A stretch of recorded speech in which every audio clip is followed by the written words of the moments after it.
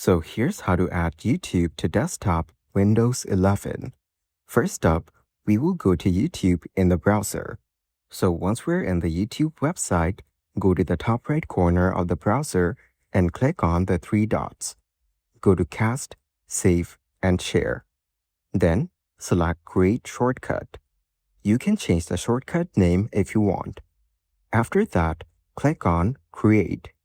You have now successfully created a shortcut to this page. Go back to your desktop. You can find and open the shortcut from here.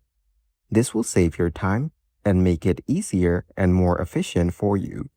You can repeat the same steps to add other app shortcuts to your desktop. This lets you customize your experience and what you have access to right away when you open your PC. And that's it. You can now easily add YouTube to desktop Windows 11.